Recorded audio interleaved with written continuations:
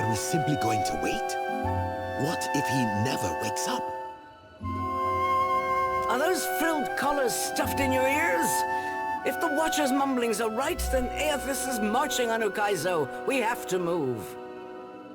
He's seizing power from the very gods who betrayed him, destroying the wheel to make sure they never come back. It's a coup, and we have to muster the strength to stop it. The unraveling of Kohopa from Tangaloa is our greatest test from the gods, I say. We must live to deserve the world they make for us.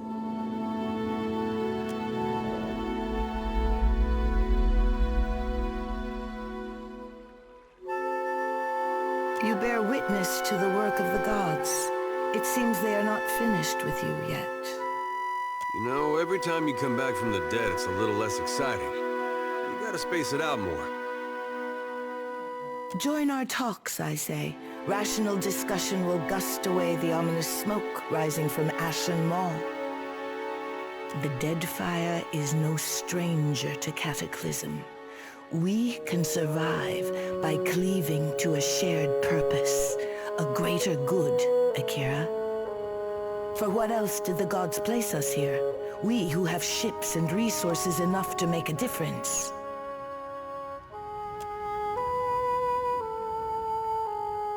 What we need is brass. Roatai has ships and cannons aplenty, but the only way I'm sending them is if...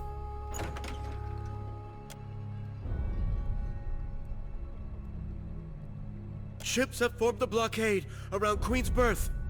Their commander demands parley with Serpent's Crown. What? But what about our ships? I must get a message through to the captains. For what do our enemies paint a target on their hull? This is a stirring bid for my attention. Send word to my water shapers to drain the sea around the flagship. I would parley on better terms than this. My queen! They fly the colors of pirates! The Principe are... Well, what have we here?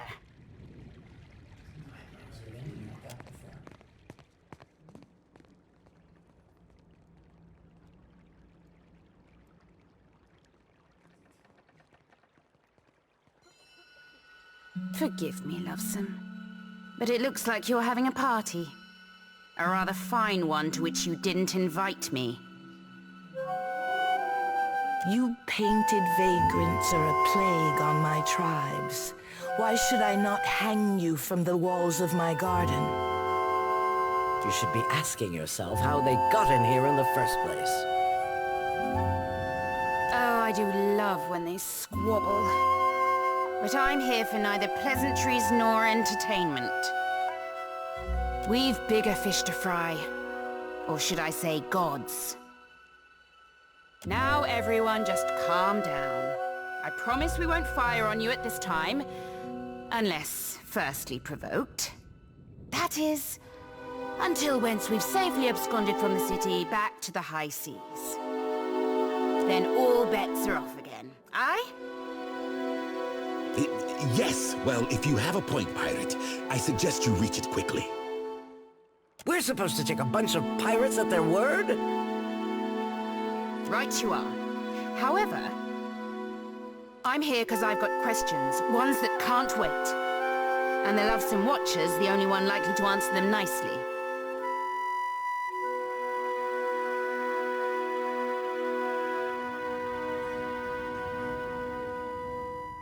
Ukaizo?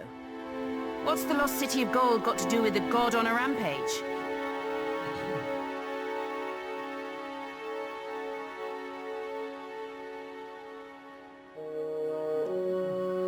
Well, fuck if that doesn't put things into perspective. But what's that even mean in the long run? Folks who die won't be coming back again.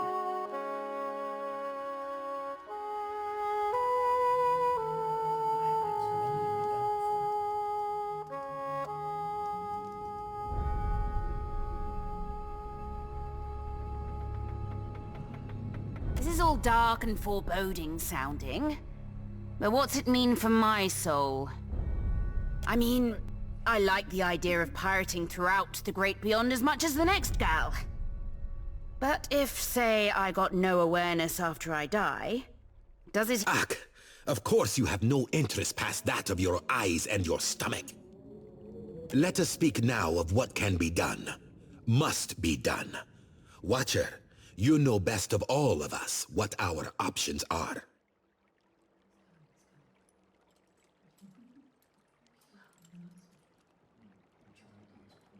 If he's heading to Hokkaido, then the time for speeches is over. We have to act quickly. Defending Hokkaido is the highest priority. Our ships are fast and well-equipped. We could sail to the edge of Andra's mortar. See if Aethys' passage opens a way through the storms. Of course, finding Hokkaido once we're through is another matter.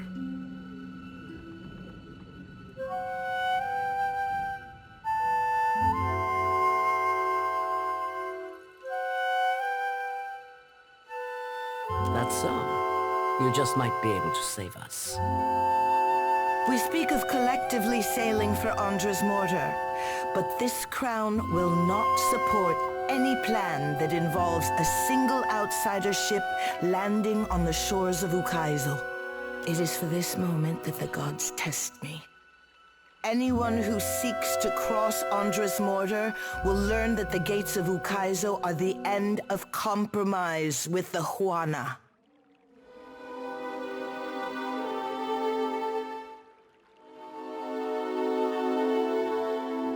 I think I'm getting the gist of it now. While these witless princocks go at each other's throats, we Principi will cut through the storms and plunder the City of Gold.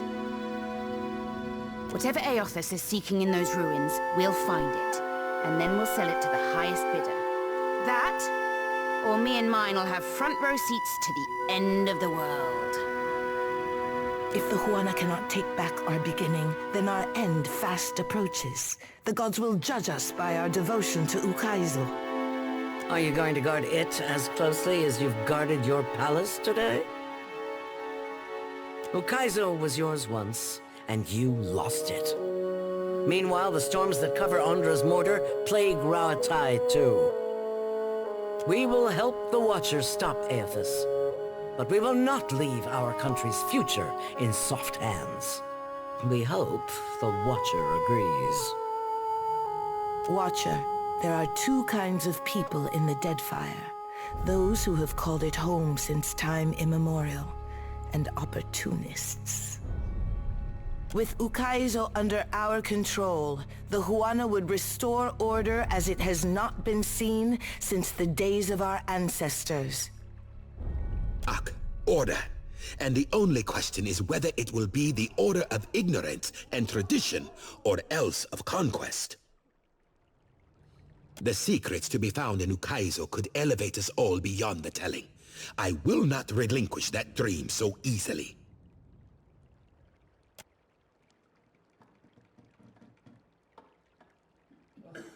Watcher, I say the time to play at freelancing is at an end. Any of us could get you to Hokkaido, but only one of us will stand by your side.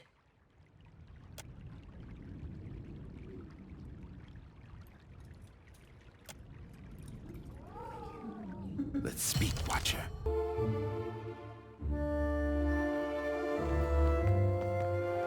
I say it is not every day that a ship pulls into port from Margaret's teeth. You are not too safe.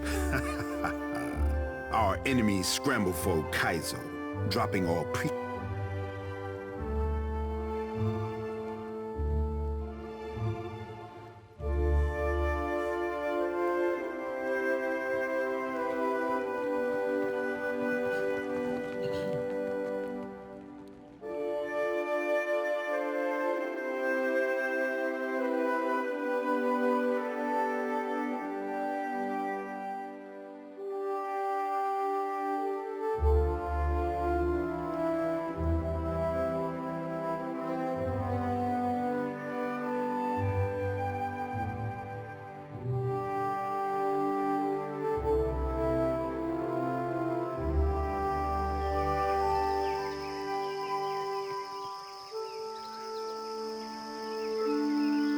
Every corner of the Deadfire babbles of the devastation from Magran's teeth.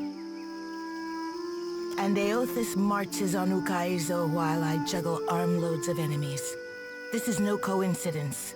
Nagati is testing me, I say. If you have spent any time in the Deadfire at all, the myth of lost Ukaizo can be no mystery.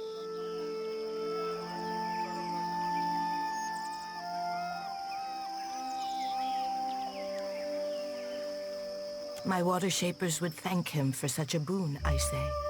If he should find his mother's mark on Ukaizo, see that he brings it back to us. They say the beaches of Ukaizo spanned impossible horizons, and its towers graced the light of distant stars. At night, I even... but it is nothing. Akira, since I was a child. Do your dreams ever wake you in the dark of the night? To find yourself trembling and tangled in blankets soaked with sweat? Do you ever open your eyes, feeling both fearful and sick? Curious company you keep, Watcher. No? Just me then? When I close my eyes, I stand before the gates of Ukaizo.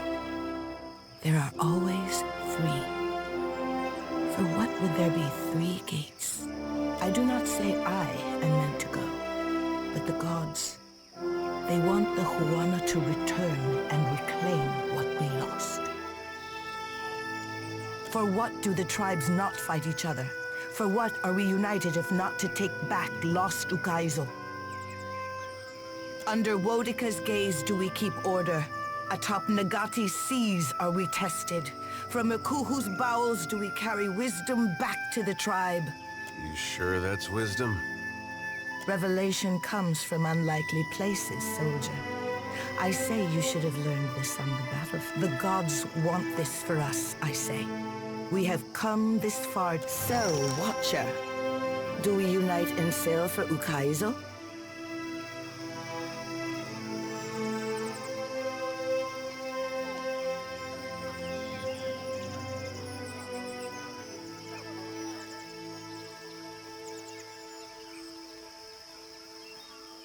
Akira, to Ukaizo and the prosperity of the Huana. The Huana are strong, but our foes are stronger, richer, more relentless still.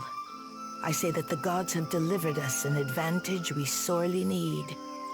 It is beyond time that we rid ourselves of the trading companies. The Wahaki stand with us. With their howling warriors on our side, I say no foreign fighter will hold their ground. We have studied the chart of our ancestors, seen the Deadfire as they saw it. Matario Kozi will lead us home again. It used to be that the strength of the trading companies grew by the lengths of an eel's belly. Now they grow fast and unchecked, feeding off all they find. It is my responsibility to defang the serpent before it bites down on my neck, and I need all the help I can get. My guards apprehended a Valian agent prowling in the shadows of the Brass Citadel. By his own admission, he was there to blow up Rawatai's black powder stores. You wish for me to spoil the surprise? Akira? Very well. You must pick up where the Valian agent left off. Whatever the Watcher thinks is best, I'll go along with it. Aruihi wants a more direct confrontation. One day this will be practical. For now, after the powder house is destroyed, our prisoner's testimony will point the way to Director Castol. You must not fail me. You will have to infiltrate the powder stores east of the Brass Citadel docks. I leave it to you to live by the sword or walk by the shadows. Here, the agent's explosive. Ask. I do not discourage curiosity. Your caution is admirable, but we keep a closer eye on the trading companies than you might think. While they are preoccupied crawling over each other to reach Ukaizo, such an elaborate ploy is beyond a charitable thought. But then we would waste a critical opportunity to cripple two enemies at once. Because when the dust settles, we have promised him a lenient sentence. You might even call it refreshing to find one whose loyalty can be bought. Akira, it will geld their mighty cannons, reducing those titans of warfare to useless iron. The seas will be quiet for a change. The ire of Rawatai will turn to the Valian republics, and both will be too distracted with each other to notice our ships landing on Ukaizo. It is asking too much that the trading company... Good. Are the terms of the mission acceptable, Watcher? For Ngati, I say you must be a tricksome fish. For Wodika, I say order must be restored. The gods will thank you, but not half as much as the Huana.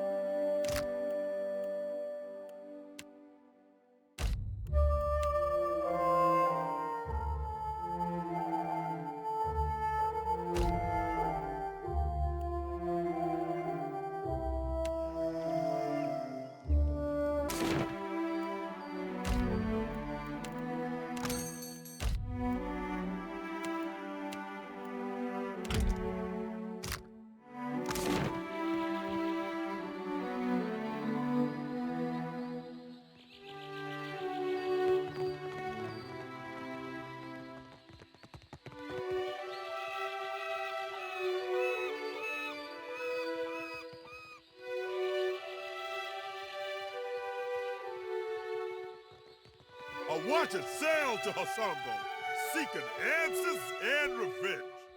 He chased the village from a hall, set dagger to the dens.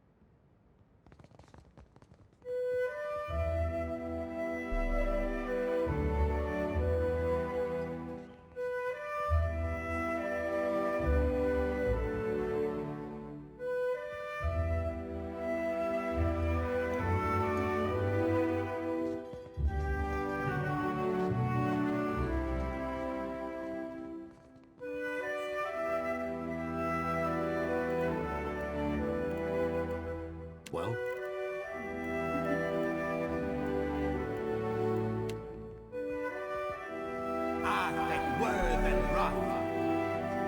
Stop right there. The powder house is closed except to officers of the Royal Deadfire Company. What are you doing here?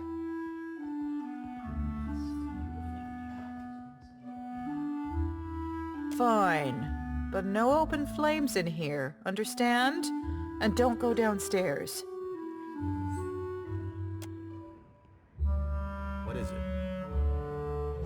As you wish.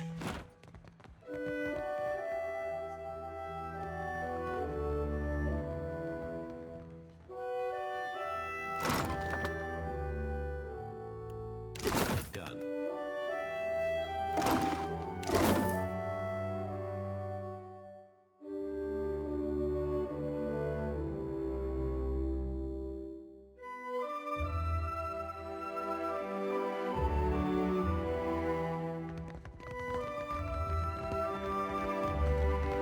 We're not alone. What can I do you for?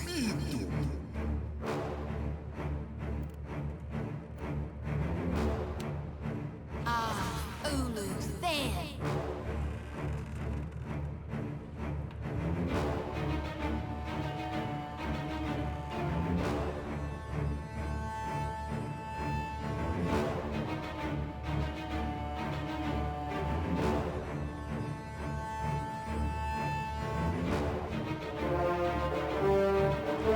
What is it?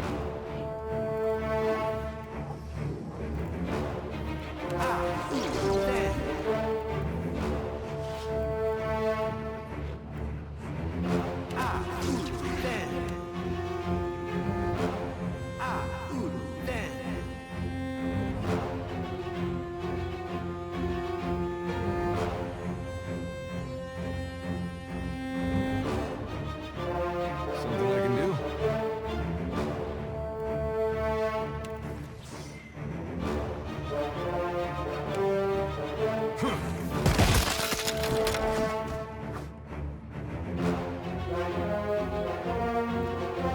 What?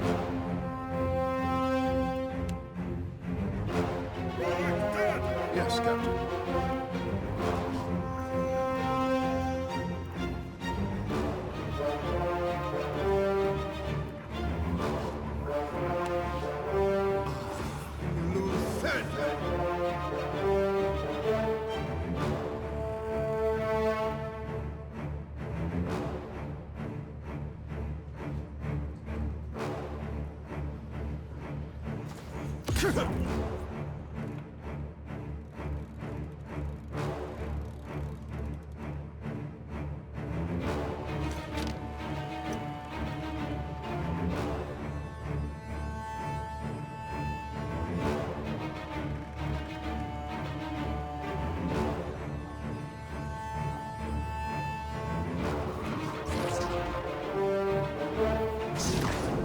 Happy to oblige.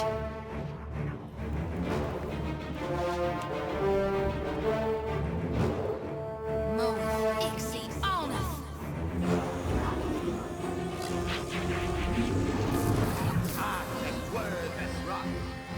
I reap what I sow.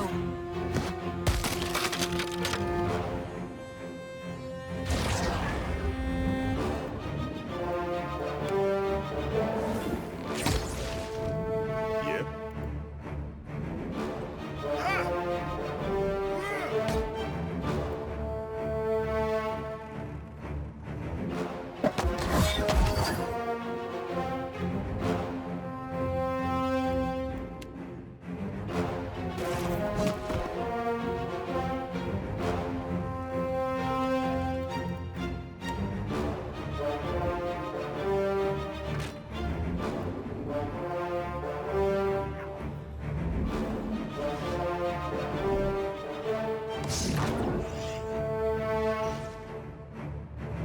You have my attention. Your story ends here.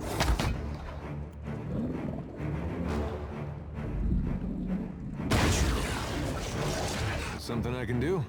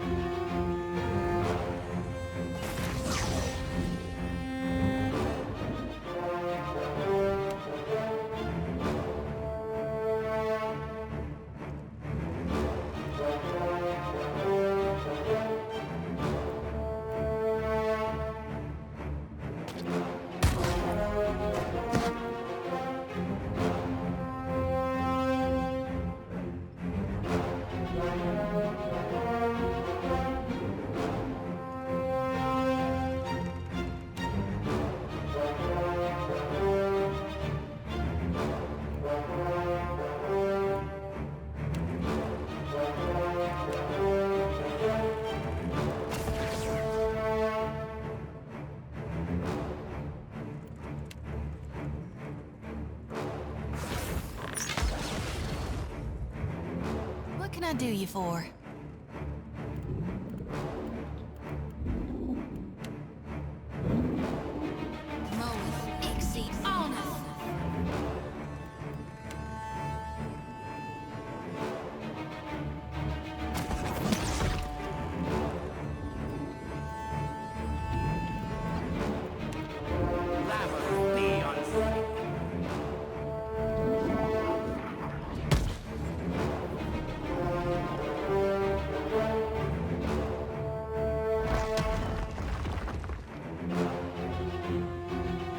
Say.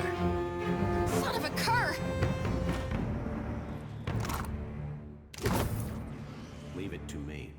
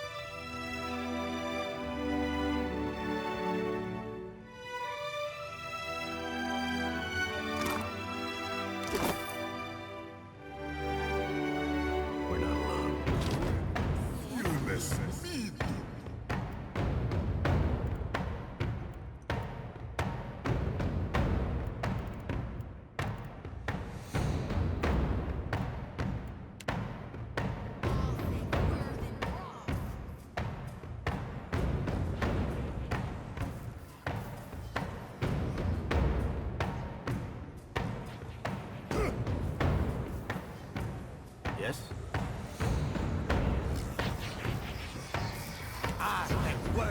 What do you need?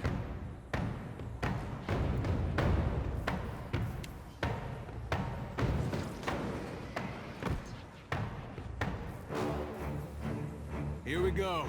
That must hurt. What?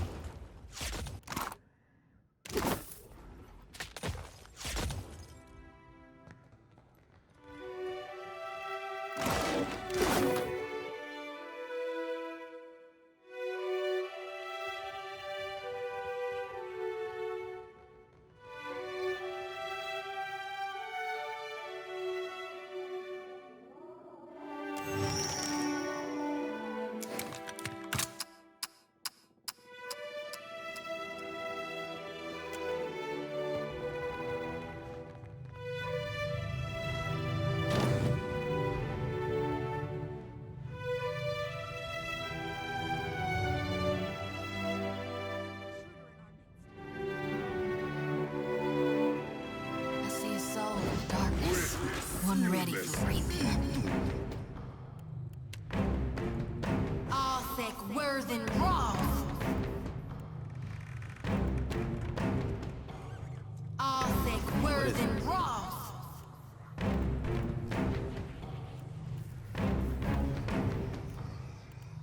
Arthek Worthen Roth. Something I can do?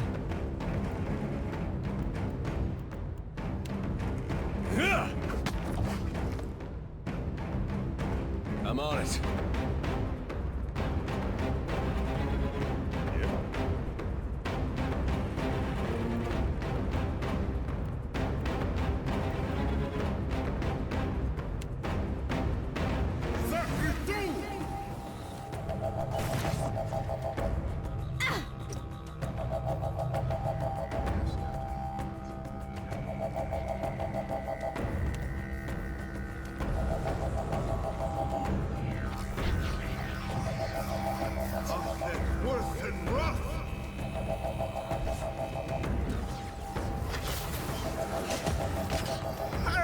Say your prayers.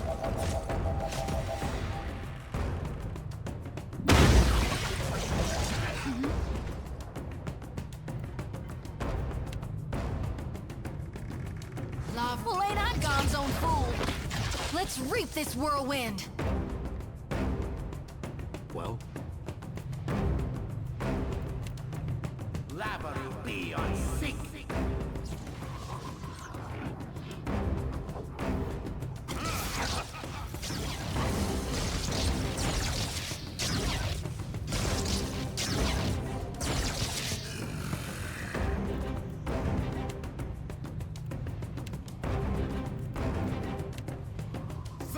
Yes, Captain.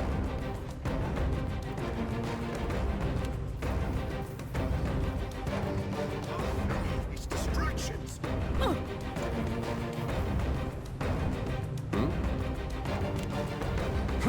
Hey, that wasn't half bad.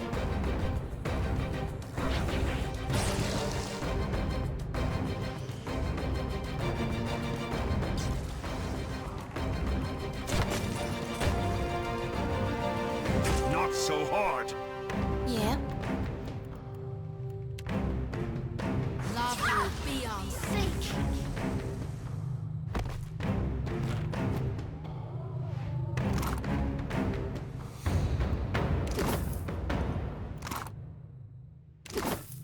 I'll see it done.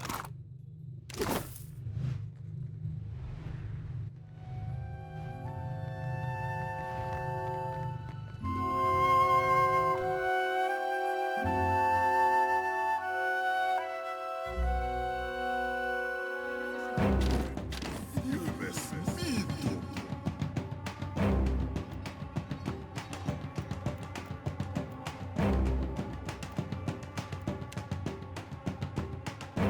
All thick, worth and raw.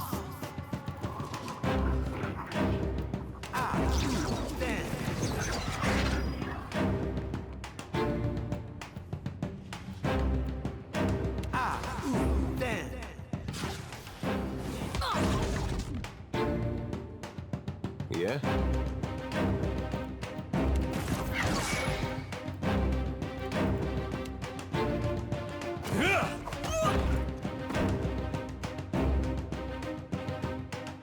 Leave it to me.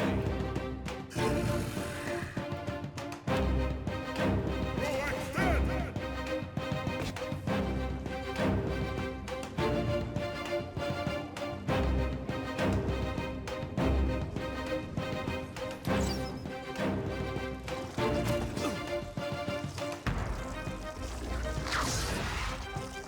What say?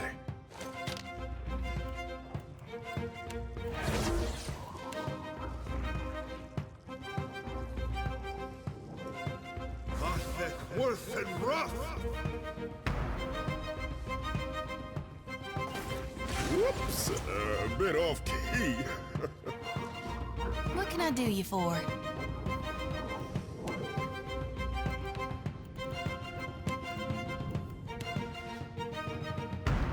Moweth, exceed honest.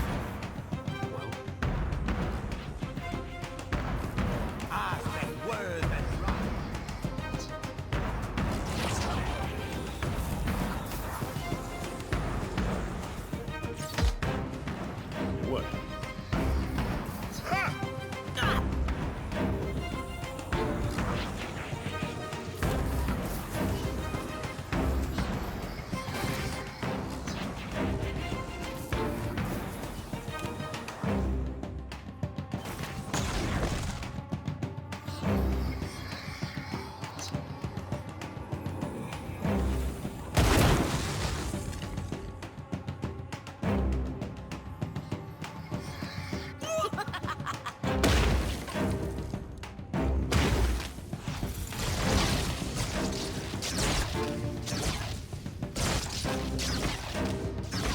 Speak your mind.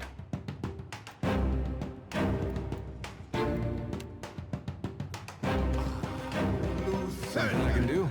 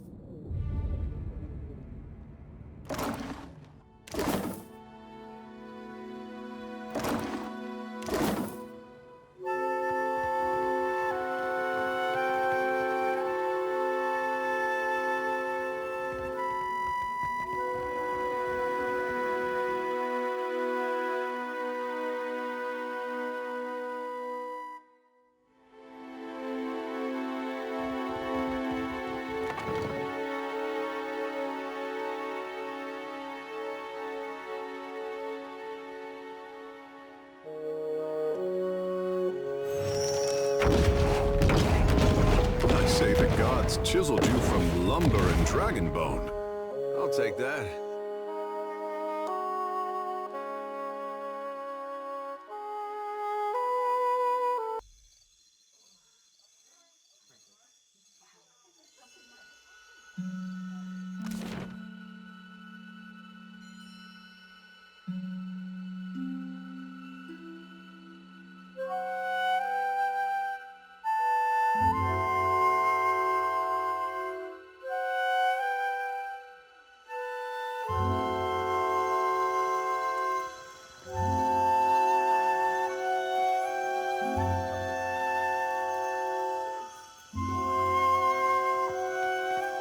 What can I do you for?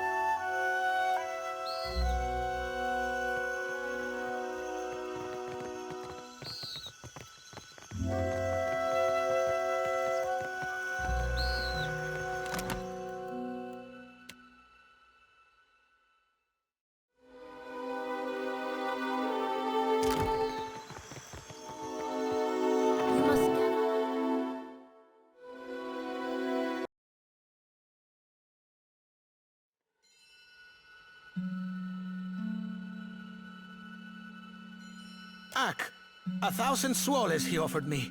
Payment for igniting Rawatai's stockpile of black powder. Ak, it is so, Highness.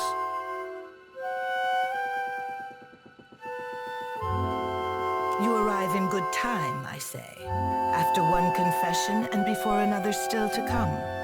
Director, you stand between Wodika's justice and Tangaloa's open mouth. Has the time come to amend your statement? With respect, Your Highness, these charges are absurd. If that man is being paid, it is not from my pocket. You expect us to believe that? This reeks of gutless Valian subterfuge. Peace, Hazanui. I invited the Watcher here as a witness, and I dare anyone to find a more credible source. Watcher, please state your name for the Kahanga court. If we're done comparing cocks, can we get on with the trial? What are you doing?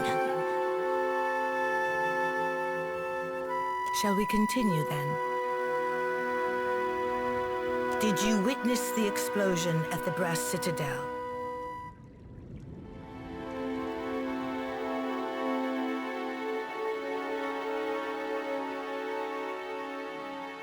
Watcher, on this point, our court cannot tolerate silence.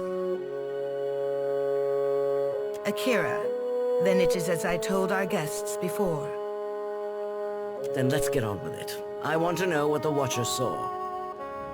This is madness. Queen Onakaza, I would never do anything to threaten the peace between our people. Worry not, Hazanui. Under this roof, facts are the coin of the realm. Tell us what you saw, Watcher.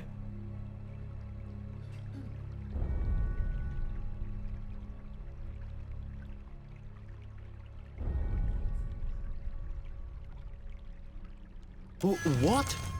No, that's not... This is some manner of jest. Watcher, tell her. I knew it! Release this snake to me, Queen. I want to see Rawatayan justice done. That will be enough, Hazanui. This was an attack on my city, and it falls to the Huana to judge the sentence. No! You cannot do this! The Songrette, the Republics will... Considering the disgraces on your head, I say not even the Republics will bother to defend you. You are to be stripped of rank and sent to the gullet for your remaining years. May the bowels of Tangaloa scour the taint of guilt from your soul. You cannot be serious!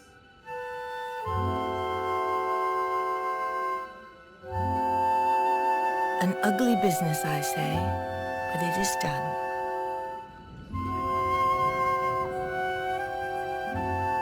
Done! done? I've still got dead to bury and a district to rebuild. This is just the beginning for me. You are entitled to some recompense, Hazanui. The director's holdings rightfully belong to you. That'll certainly get me started. Then the matter is resolved.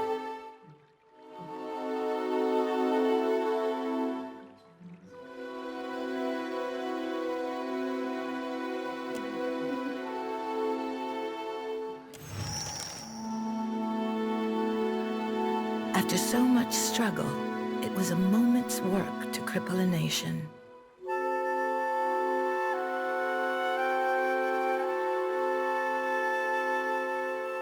The difference means little, and your honesty, Akira, refreshing. Join me in the garden. I would speak of our future in detail.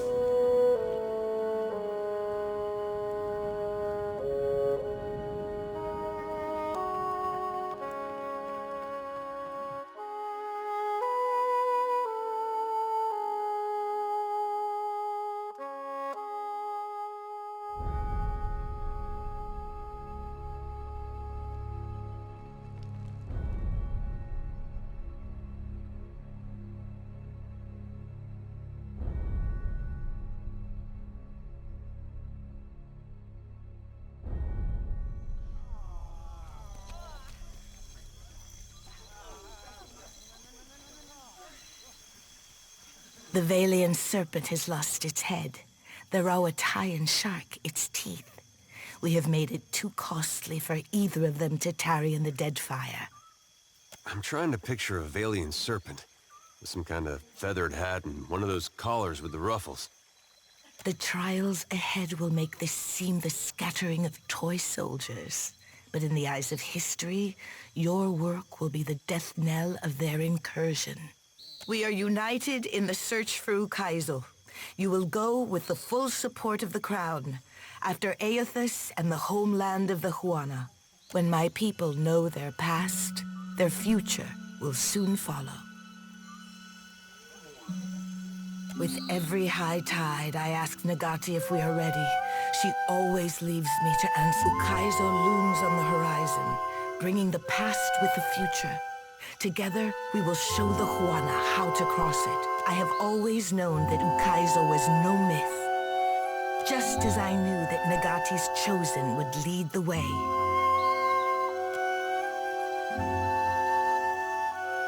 Take the helm of your ship, Captain. My fleet will follow and water shapers will clear the way through Andra's mortar.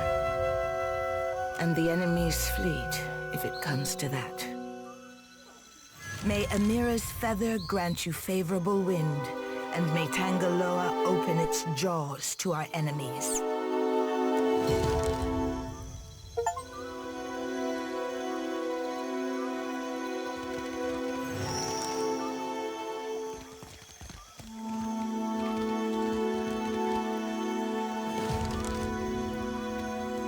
Watcher, something on your mind? That depends on a great many things. Ukaizo is still... When we take back the island, we will know ourselves.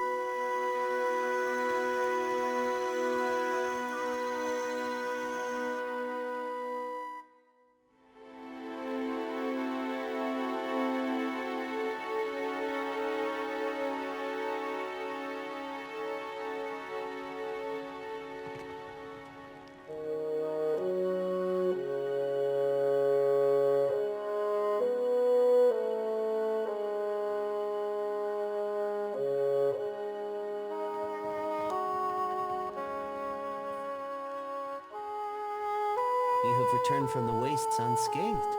This is good.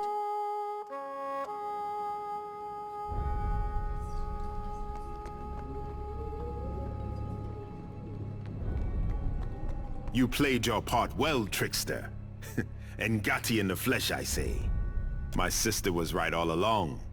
Akira, that was worth the patience. With the skies clear of vultures, we can look once more at the path ahead. Ukaizo will be ours, as it was before, and as it should be.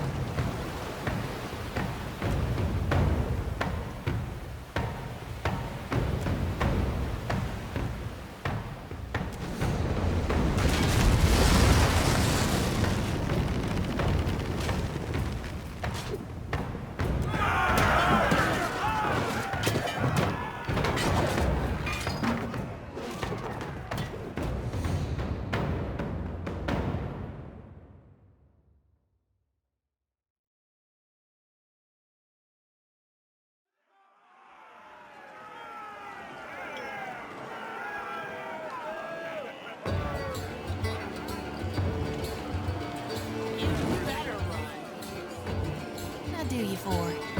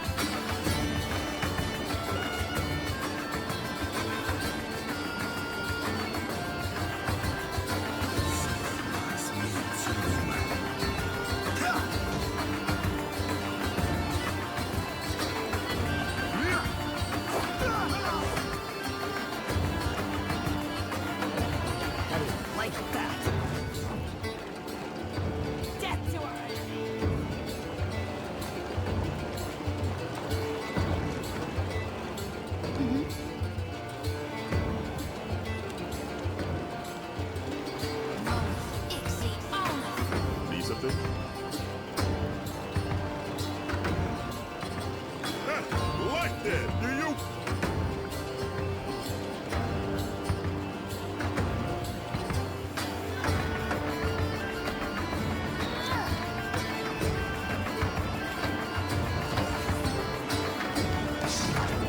Take him down.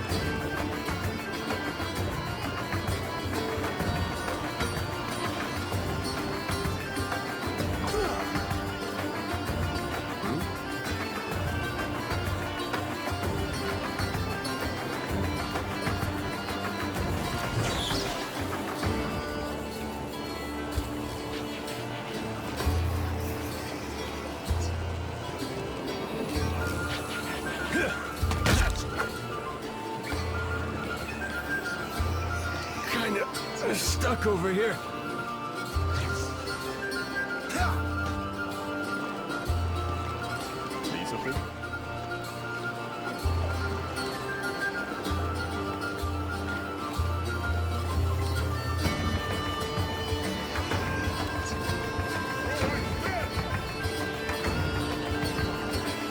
Here's special. You're mine!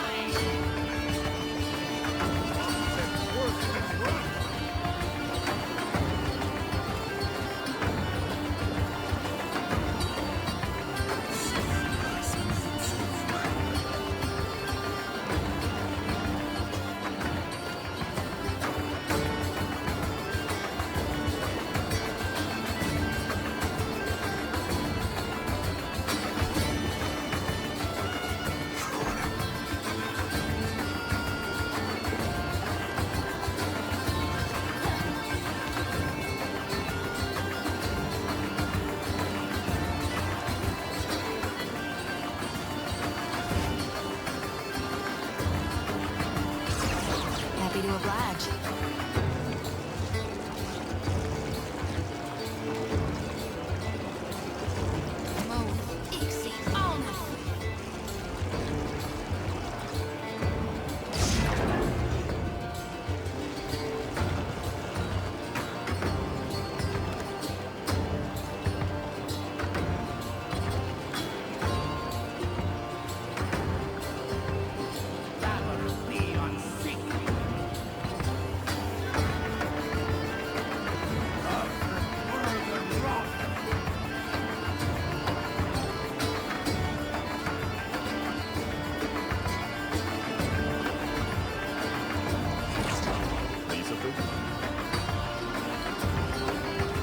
How about this?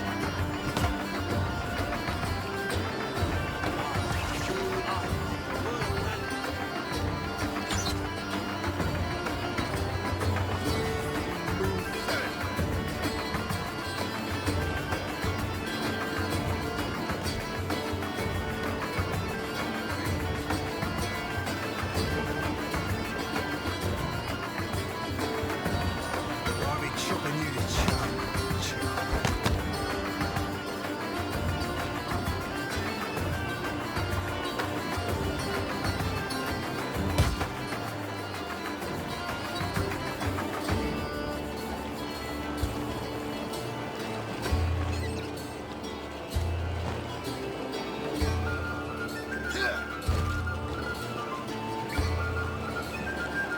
Smart, Stony. Something I can do?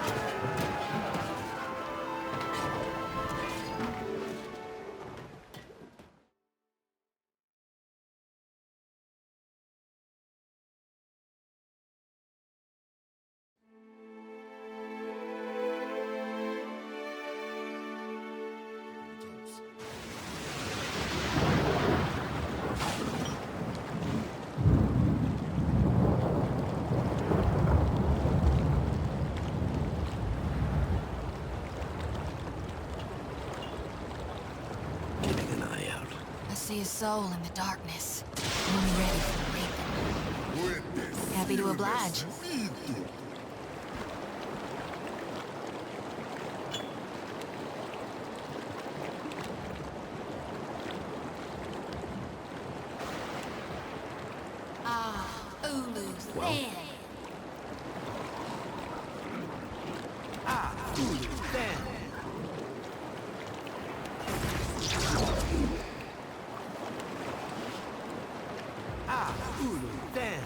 What do you need?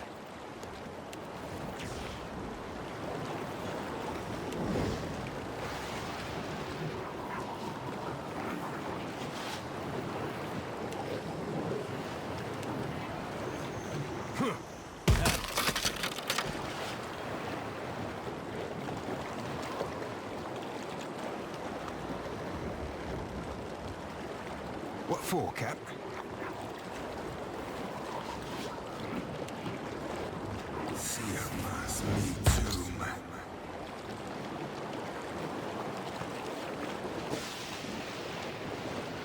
Well, they're slicing her stem to stern.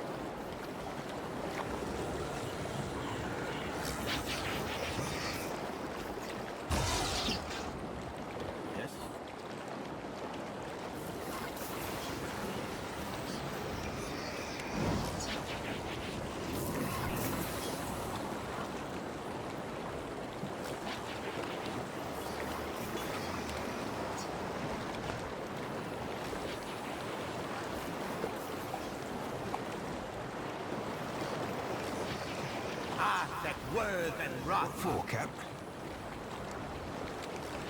Watch me work. Yeah?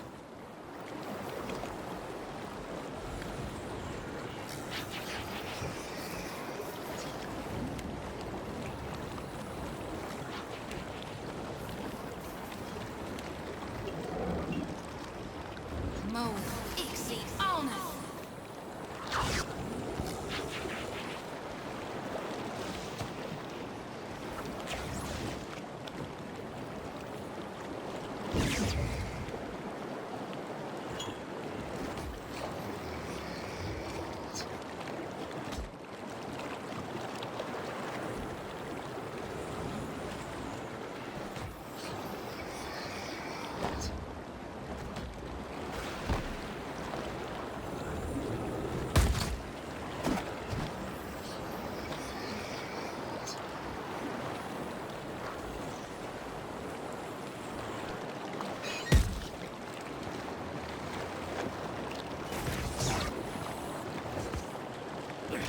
You won't hold me for long.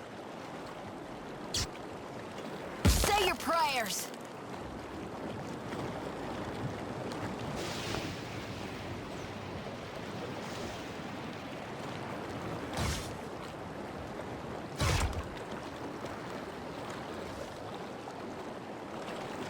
Need something?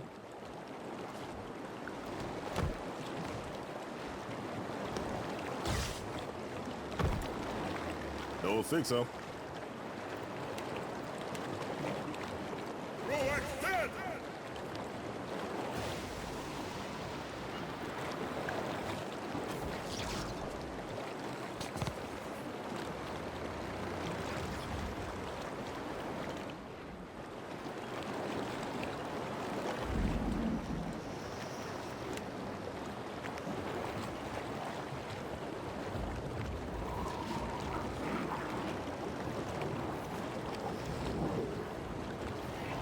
I'm on it.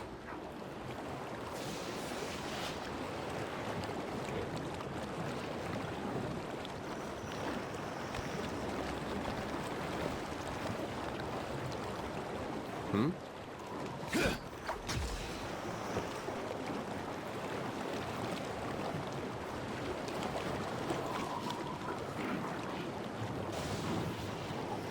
Pariathus!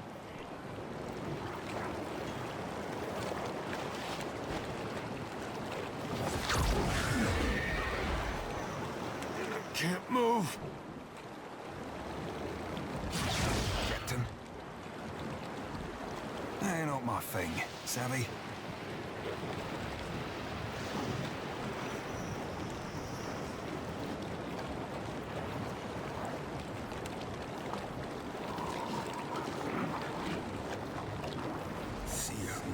Me too.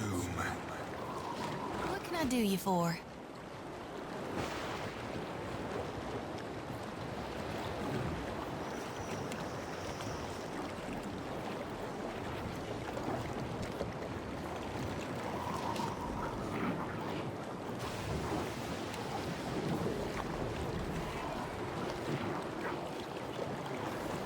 All thick, worthen, Roth.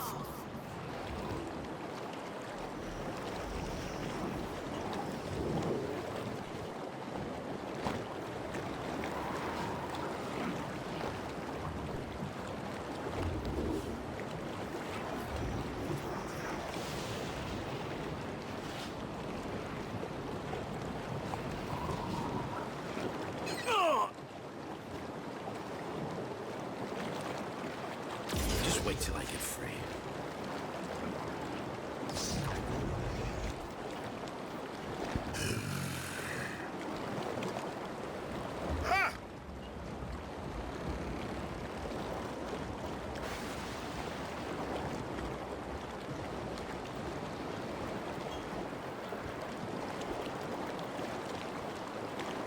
Can't do, Fred. What is it?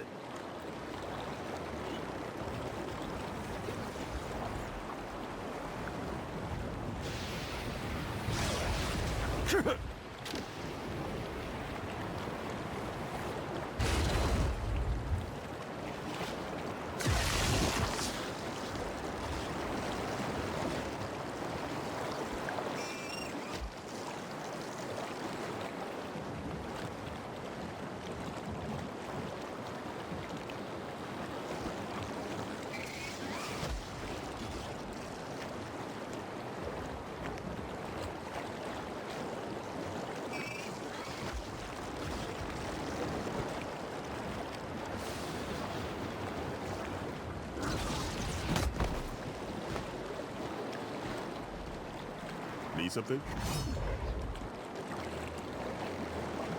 Don't think so.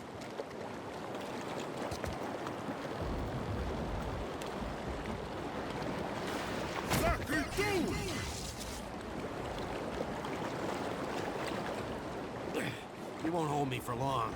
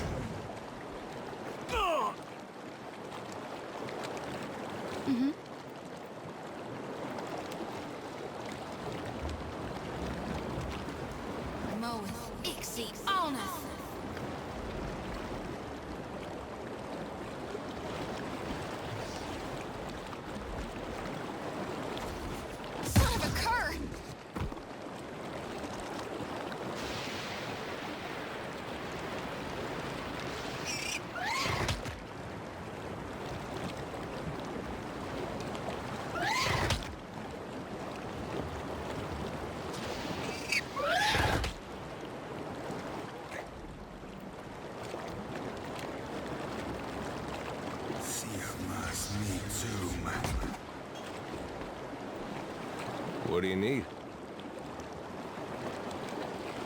May I be a candle in the night. What is it?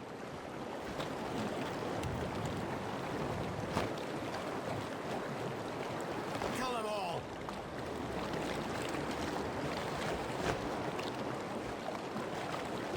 What do you for? Well?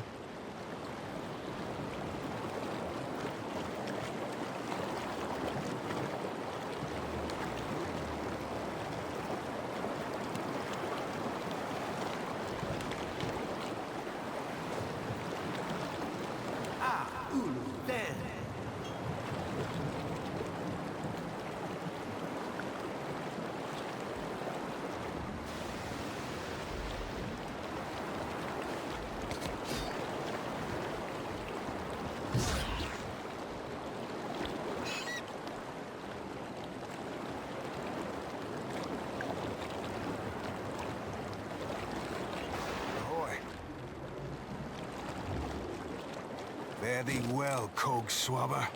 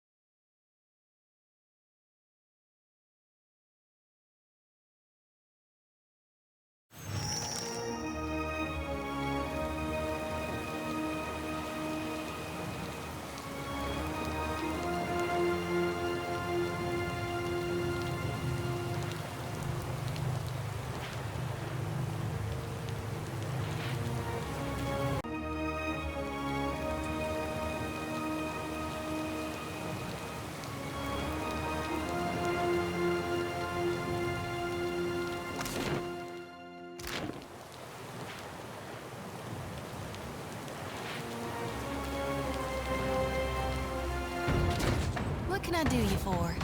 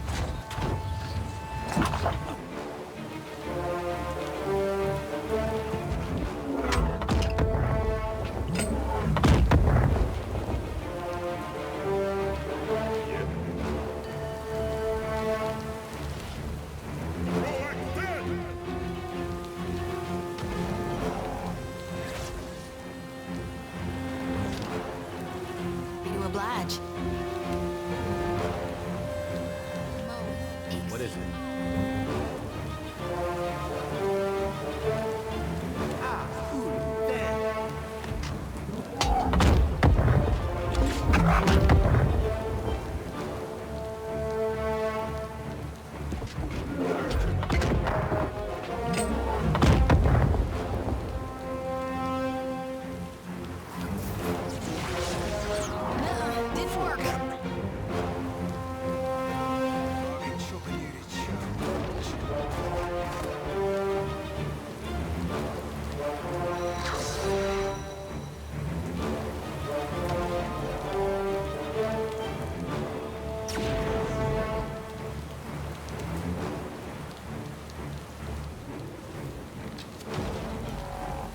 Something?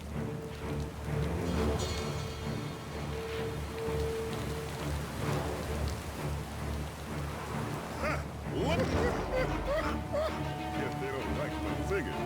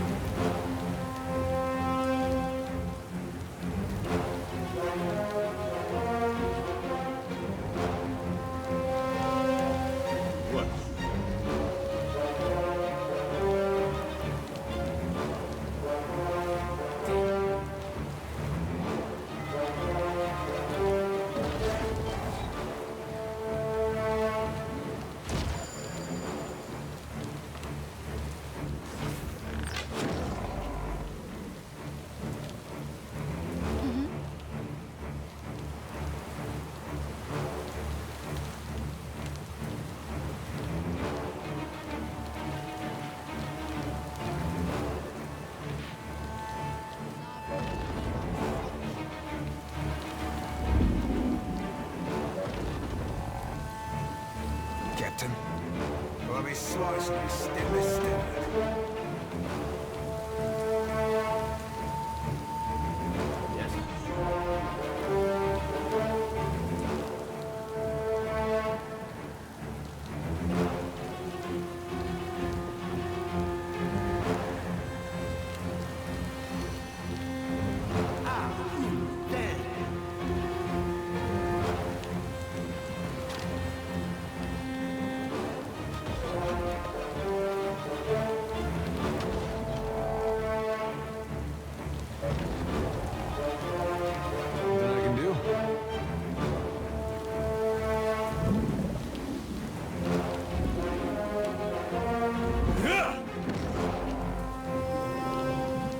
Something?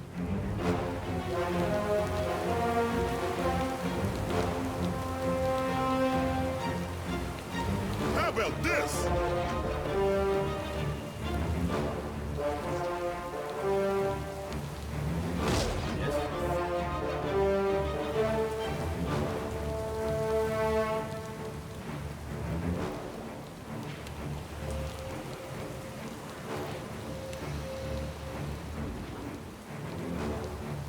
That'll hurt yet. You oblige.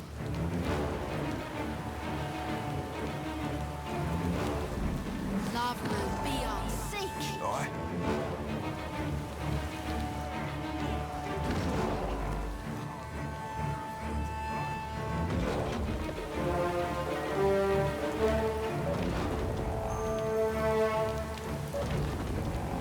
Nothing I can do?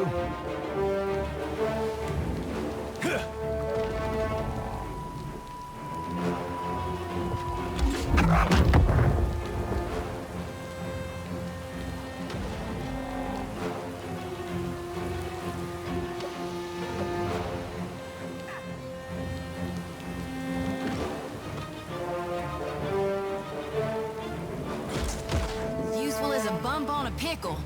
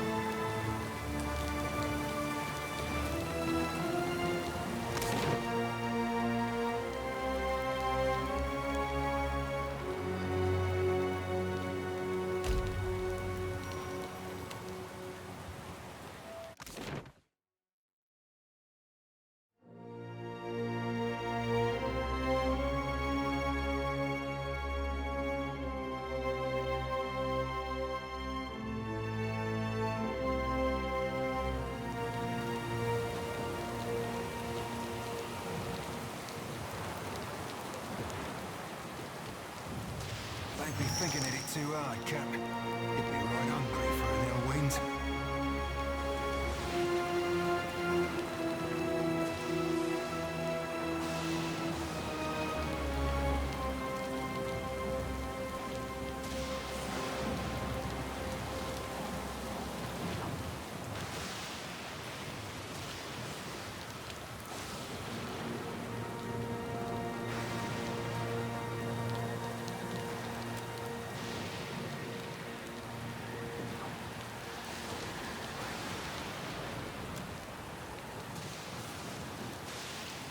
The Gilded Vale got its name from the way the wheat fields used to look in the sun.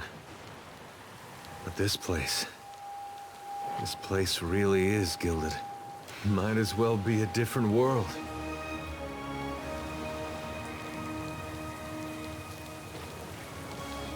Yeah, seems they had a whole different way of looking at things. I'd say I like this one better, but the truth is, neither one seems any closer to me.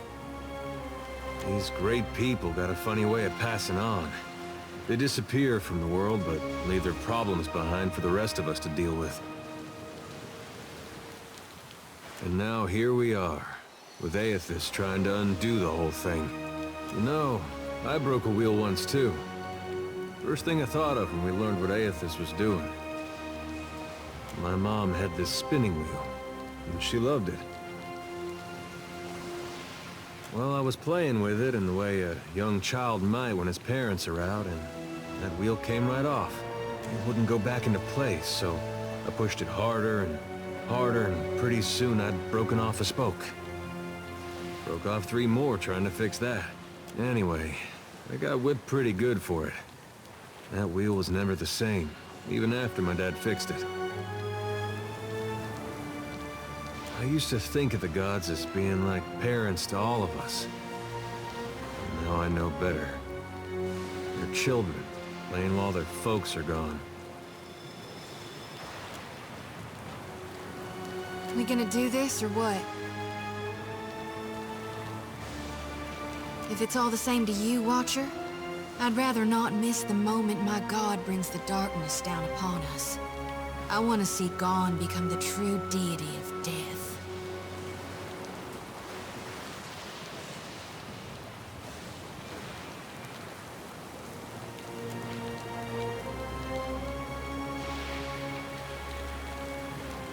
Sure, you can trust me at your back, even if you're going against my god.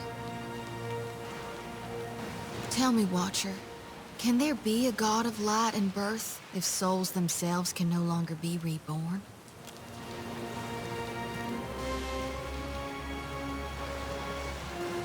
It was, and I'd do it again, only bloodier this time. Think of all the souls I could have gathered if I'd reaped them right from the living. I thought it'd be different how it turned out, but I couldn't dream of any other way. Now then, shall we go face my god for one last time? Find out what it is we can or can't do in these end times. Whether we're meant to wither or thrive. Consider me your second shadow.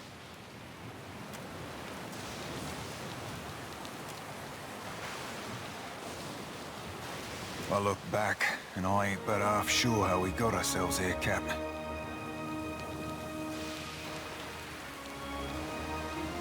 I've half a mind to be giving the damn things up. Working with the Huana.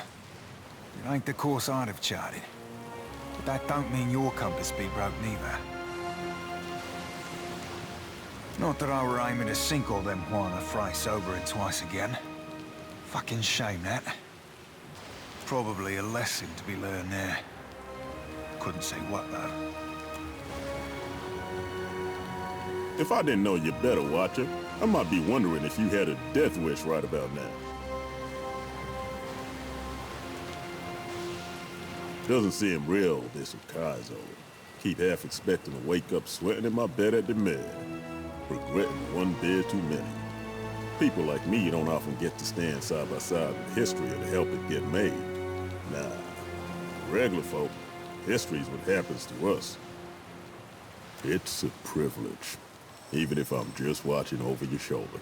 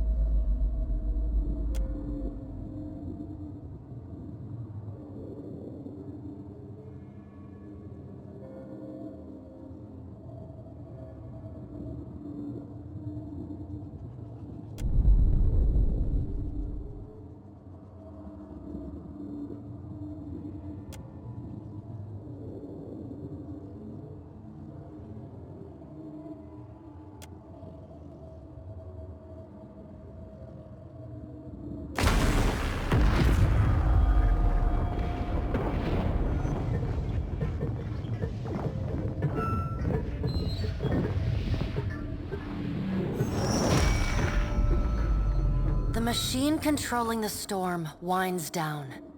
The clattering of its machinery settles into a low whir and then, at last, hiccups to a halt.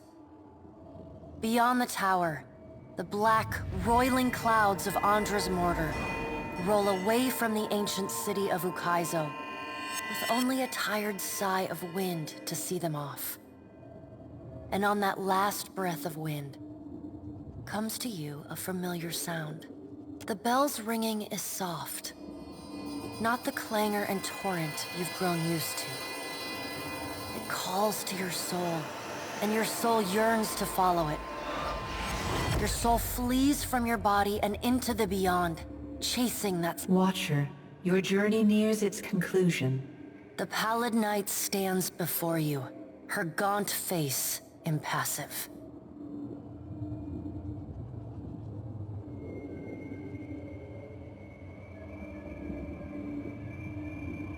You rush headlong toward the end. Do you ever pause to consider where it is you are headed? Soon you will confront Aethys for what will likely be the final time, and you will do so as the Herald of Barath, the only creature on the face of Eora to whom he will listen. The pallid night inclines her head to you, black hair hanging lank in her face. She steps back and cedes the floor to Helia, with a small, resigned sigh. If Aethys truly intends to go through with his mad plan to destroy the wheel, a generation's worth of souls will be trapped in the in-between. So many would suffer. How can Aethys be so cruel? He cannot just abandon them. Aethys must help the Kith find a quick solution. Abaddon strides forward. Aethys thrust this crisis on the Kith. They did not bring it upon themselves. Their only mistake was in trusting us to watch over them. Who will help them rebuild their world now? Aethys will reveal every secret of the gods. Will Kith be able to change the established order if they have no wonder to inspire them? Aethys must help them resolve this quickly, lest every one of Eora's few remaining mysteries be laid plain. You have misgivings. Good. You should be wary of any help Aethys might offer you. With the wheel destroyed, Kith will tear themselves apart. It is the gods' duty to prevent that happening, lest they doom us all. And as Kith must be ruled, so too must the gods. I say that if Aethys is so eager to throw down the mantle of power and step aside, I shall take my rightful place as Queen of the Gods again. Kith are strongest when they follow our lead, and we are strongest when we lead in turn. United in purpose with the gods, Kith can accomplish things that without us, they could never have even begun. They must be shown their boundaries to surpass them. Kith will not solve Aethys' puzzle on their own. And without an established order to fight against, the bonds that bind them dissolve, and they fight amongst themselves.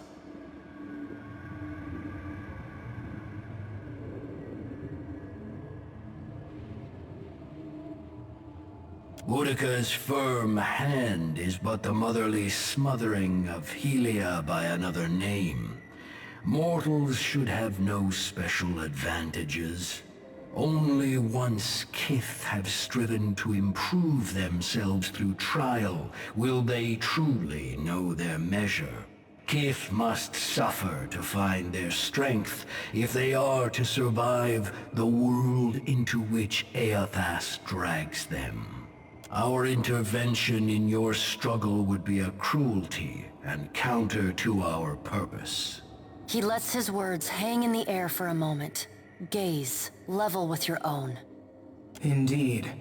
Kith must discover for themselves what it is they are worth, and of what it is they are capable. What we do for them, they do not learn for themselves. Trial breeds ingenuity. If our work of generations was not in vain, Kith will succeed in spite of Aethys' actions. I have faith in Kith's ability to meet Aethys' challenge. Do not mistake my words for indifference, Watcher. They are born from a fierce belief in your potential, not a refutation of it.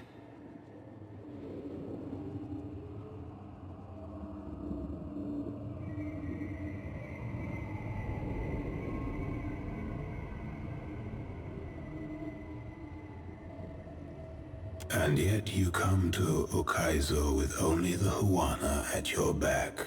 All that Kith stand to lose. And even then, your leaders could not join hands, squabbling instead over prestige and resources.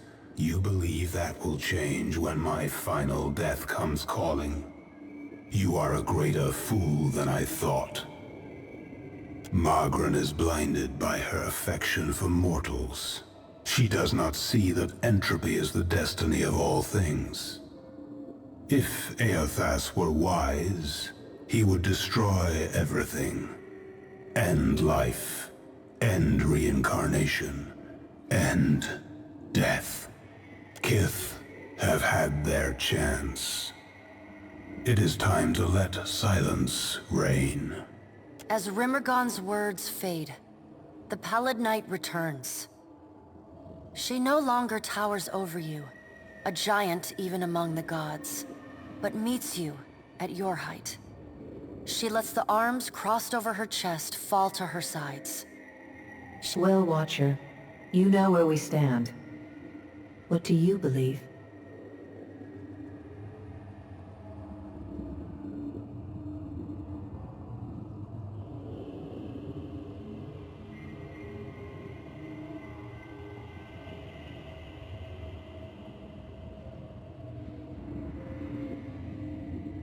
I only suggest that you walk into this future with eyes wide, Watcher.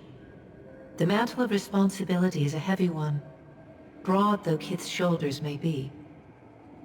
Now the time has come for us to part, Watcher. I laid upon you a difficult duty, and you have discharged it well. You will be free of it in time, but not now. You have work to do yet. You are no stranger to hard choices. You killed Theos, and when his soul was laid bare before you, you chose to banish it to Braith Aemon. You gave him the justice you believed he deserved. Remember the strength it took to make that choice, and know that you alone may sway Aethys now. When you stand before him, choose your words carefully. The gods depart one by one in brooding silence. A solitary figure remains perfectly still until the last of her colleagues is out of earshot. Gareth is a fool if she thinks I'll let her enjoy the last word. You were trusted with a heavy responsibility, Watcher. Speaking for mortals, and representing their interests in the future to come. You weren't wrong to trust the Huana. They built their society to last, but that hasn't stopped their tribes from buckling under the pressure of foreign occupation. How many of her people did Queen Onikase imperil while she placated her enemies? How close did her simpleton brother come to drawing his weapon at every negotiation? Then there's the deplorable incident at the Powder House.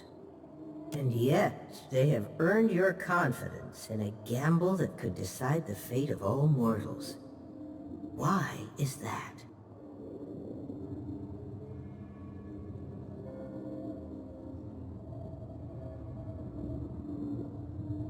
Uh-huh. Consider my curiosity appeased. For now, in our grandest plans, you are a singularly unpredictable variable. You play a dangerous game by investing your hope in others. Deception and failure are woven into the fabric of mortals. I can safely promise that they will disappoint you before long. Encouragement is not in my portfolio. You come to me for justice, vengeance, and harsh reality. Whether you heeded my wisdom or not, everything you've done to get this far has informed our view of mortal kind. I hope you're satisfied with your performance. We've learned much from each other. Nothing could convince me that mortals are equipped to steward their future. Your efforts to prove me wrong were admirable, and my detractors will likely use your example to oppose my rule. The Huana may reign over this archipelago for now, but Eora is vaster than they know. A difficult road lies ahead of me. Your alliances have made proving my argument an uphill battle. Well done, I suppose. Aethys will no doubt have a sunnier outlook on mortals and their chances of success. He already has everything he wants, so go and listen to his empty-headed idealism. The rest of us will be sharpening our blades, preparing for the future he lays out for us.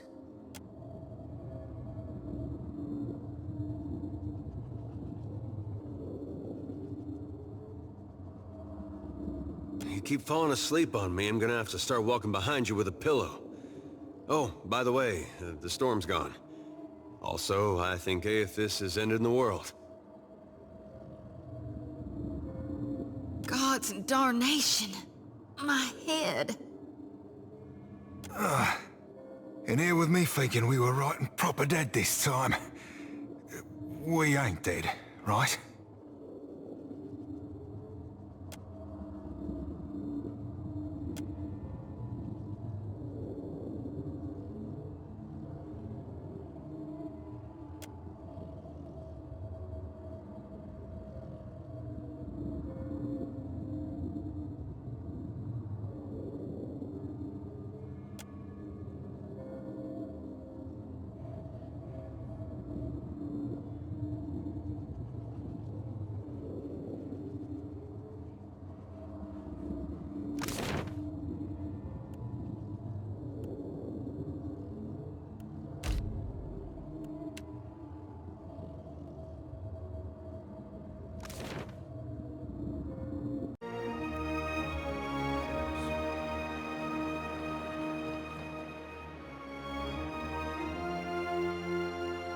What you people from lush, bright lands fail to grasp is that Rauatai isn't a storm-tossed spit of land.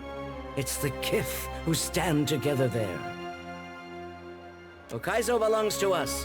We've earned it with blood and sweat. And no one shall take it from us now.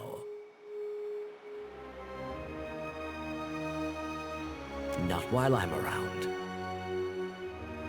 Roatayans! Defend Hokkaido! Happy to oblige.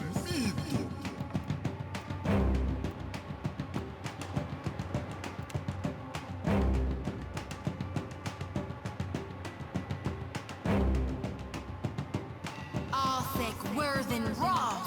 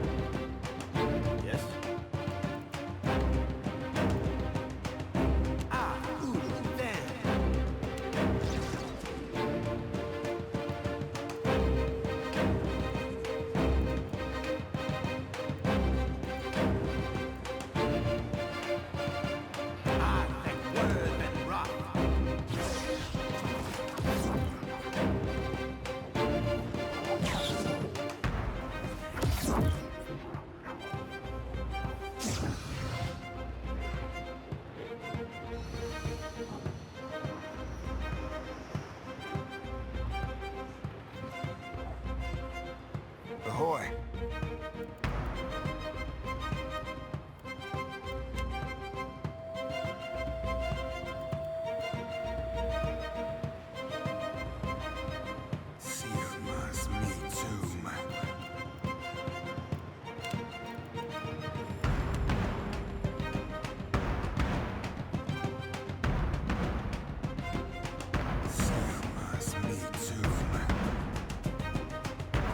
Something I can do?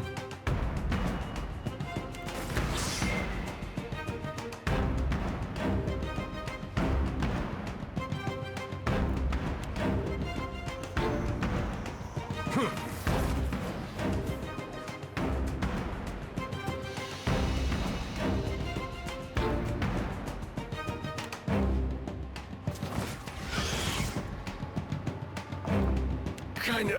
Need something?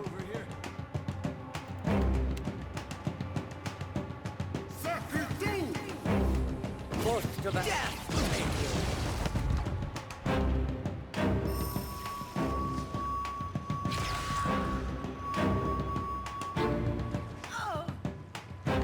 Got you now. Happy to oblige.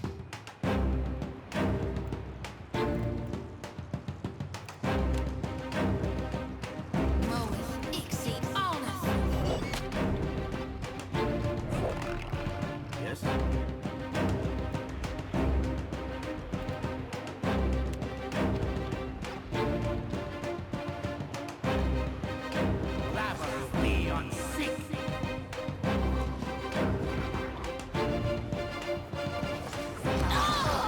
Ahoy.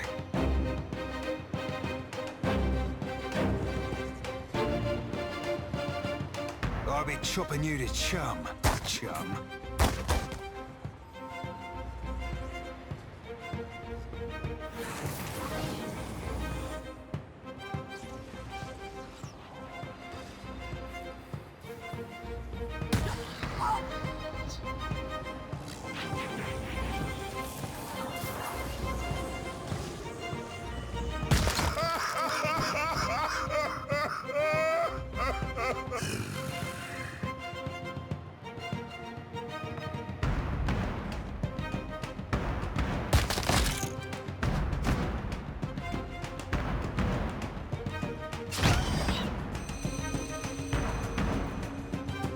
How about this?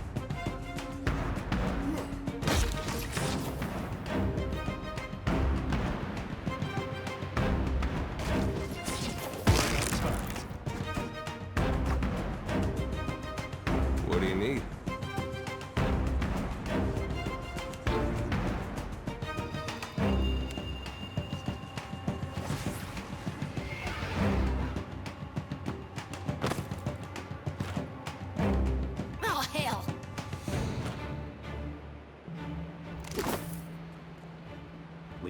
me.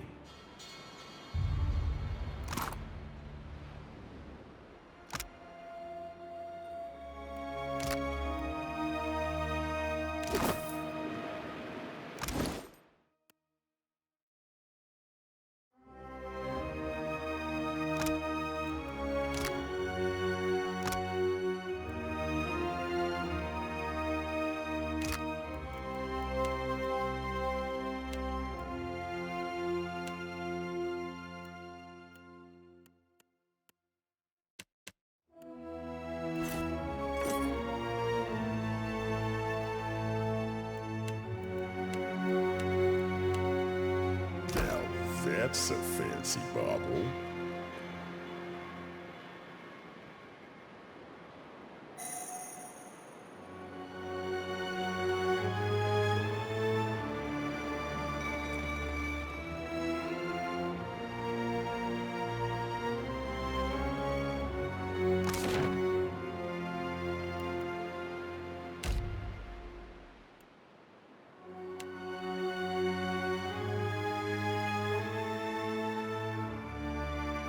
You descend into the ancient, winding streets of Ukaizo. Battered by storms for thousands of years, the ruins bear the marks of their role as the lone witnesses of the gods' great secret at the center of the city. The houses and boulevards are pierced by great spears of luminous Adra. There are no ashen bodies, no birds, no sign or sound of any life. But with every step, the rhythmic pounding in the distance draws nearer. Soon, you can feel the vibration traveling up your spine. As you approach the center of the city, the weathered architecture gives way to more luminous Adra, piercing the ruins, eventually overtaking them entirely. Cresting the top of a fallen tower, you finally get a clear view of Aethys. He stands, legs astride, next to a great stone monument ringed with 11 cavernous alcoves. All but 3 hold a gargantuan skeleton, bones scrubbed clean by the city's storms. An immense Anguithan machine floats above the monument, suspended by invisible energy emanating from a well of light beneath it. Great brass rings spin around a core of metal and Adra at the machine's center. Periodically, Aethys's massive arms swing back. The movement alone is enough to draw great gusts of wind toward him. When they come down on the machine, the impacts are accompanied by eruptions of electricity, fire, and smoke. The hundreds of luminous Adra pillars across Ukaizo sympathetically dim in a rippling wave that's the only safe route to the god is a steep ascent along a monstrous pillar of luminous Adra. Intertwined with fragments of Ukaizo's ruins that it has carried through the centuries, the pillar bends in a long arc, towering above the machine. The pillar levels out near Aethys's head, a silent observer to the destruction of the machine it has grown beside over thousands of years.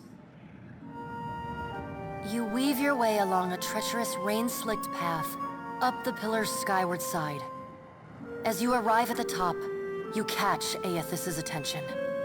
Fist pulled back, he pauses to observe you. With the same gentleness he showed at Ashen Maw, he lowers his arm and turns toward you.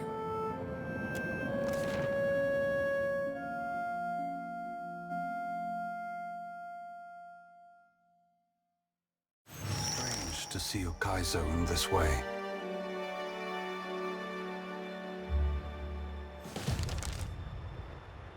It may be hard to picture, but this city was once full of life.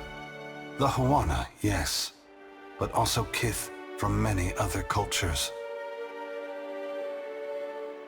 Great hanging trees shadowed these boulevards. Gardens sprawled across the open rooftops. Each spring, a festival procession would wind its way from the hillside into this valley. the celebrants would pass through a steep walk among the stalls of foreign merchants, flowers falling upon them from all sides. All people of all nations, together in a celebration of new life. Such was the power and beauty of lost Ukaizo. If we don't fix this mess you're about to cause, the whole world is gonna look this bad. I mean, it's a mighty heavy load you're putting on our shoulders. I just hope we can carry it. As long as there are people like you in this world, Adair, I truly do. This power has always been in the grasp of mortals. Now you will finally be aware of it. Now you will be able to decide what to do with it. Ukaizo's corpse is beautiful, my god. This, its current state, is but one spoke in the ever-turning wheel of life and death, and so no less worthy than its incarnation at birth. But you seek to break that wheel. I beseech you, Gon, that when you do it right. Burn to ash every Audra root in hell so that it may never regrow. Let the darkness reign eternal. It saddens me that the harvesting of souls in my name has brought you to this place, Shoti. But I am the cause, and I must take responsibility for it. I can only hope that after I am gone, you will see there is a brighter future for mortals. It is a future that you can help shape, even if you cannot see it now. I ain't never chatted up a god before. Feel like I should be asking something profound and philosophical. And yet, thing I be wanting to know, what be stopping the other gods from coming down and just setting this shit back straight? And then you breaking it again. This be our new tides then, all up and down, over and over, till the sea drowns us all? A wise question, Seraphim. Have no doubt, some of the gods are already trying to figure out a way to fix this on their own. It is not beyond their capabilities. After all, we made these machines with the Huana many years ago. But it is not something they can do easily. Not without mortal assistance. It will be for mortals to decide if they should receive it. But what of you, Watcher? Why have you followed me? Have you come to bear witness to the breaking of the wheel?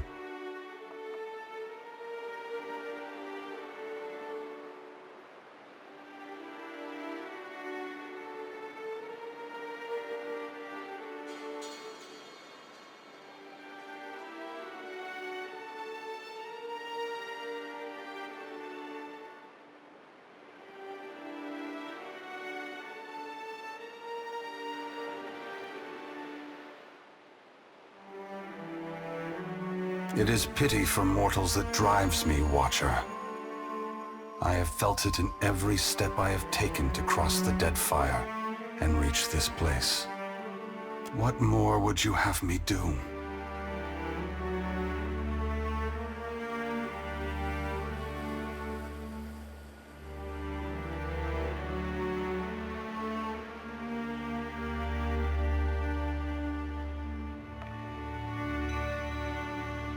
While I hope that animancers would realize the ultimate importance of repairing the wheel, I admit that many may be distracted by the problem of lost souls.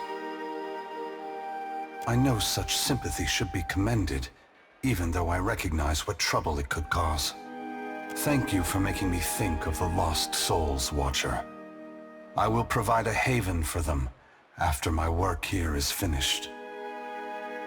Indulge me in a moment's curiosity. There is something I wish to know about Eora, about Kith, that I can only learn through your eyes.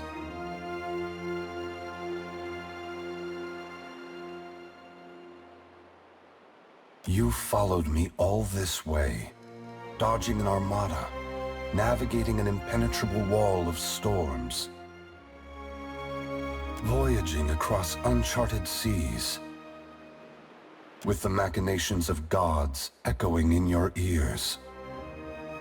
all the while trusting in the institutions of Kith to get you this far, and earning their trust in turn.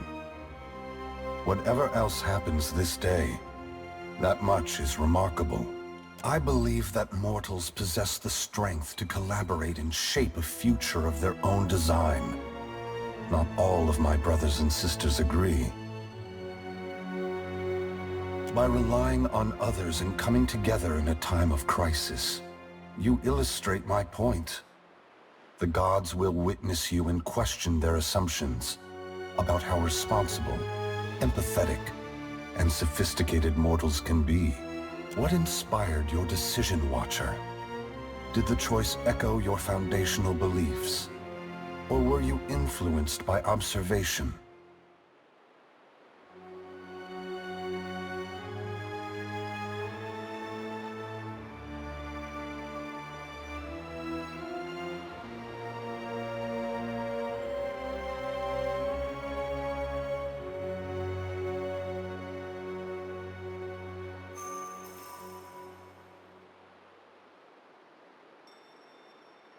I thank you for your perspective. Yours is not the only opinion that concerns me, but for the moment, it offers much to consider. All I ever wanted for mortals was growth, transformation. Once, my brothers and sisters shared this goal. Some have forgotten themselves, giving into fatalism or tyranny. Others have succumbed to apathy. It brings me great sorrow that crisis is the only way to set the future in motion. Would that I could pass the responsibility of heralding your darkest hour to another. Never forget that trust and coordination between mortals brought you to this place. Your future is built on a foundation of hope, and you have laid the first stone.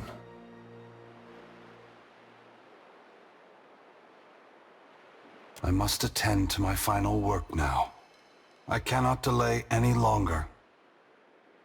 You have carried a heavy burden across the Deadfire, Watcher. Before I go, I would rid you of it.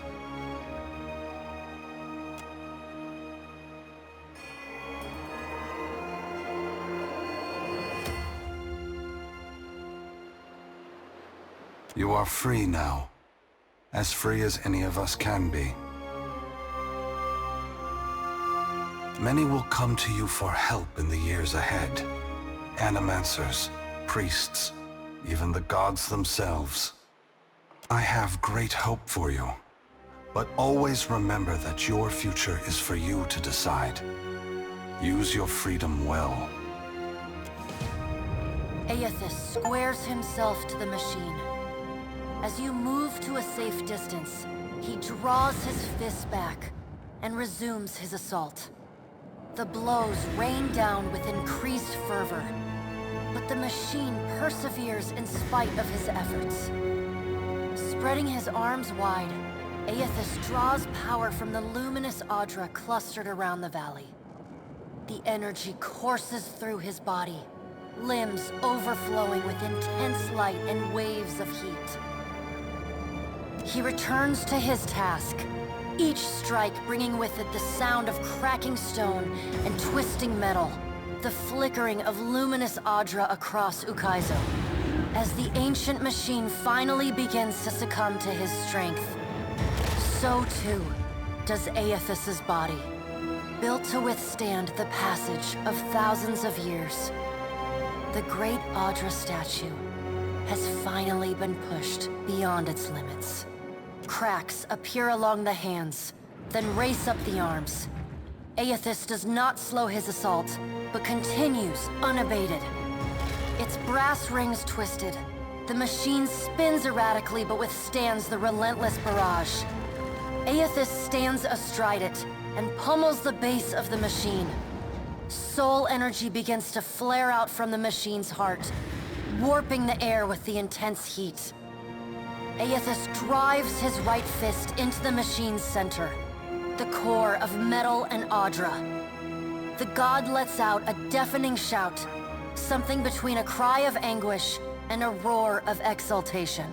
You see Aethys' arm shatter upward from his hand through his elbow. A flash of light and heat bursts from the core, accompanied by a cacophony of destruction.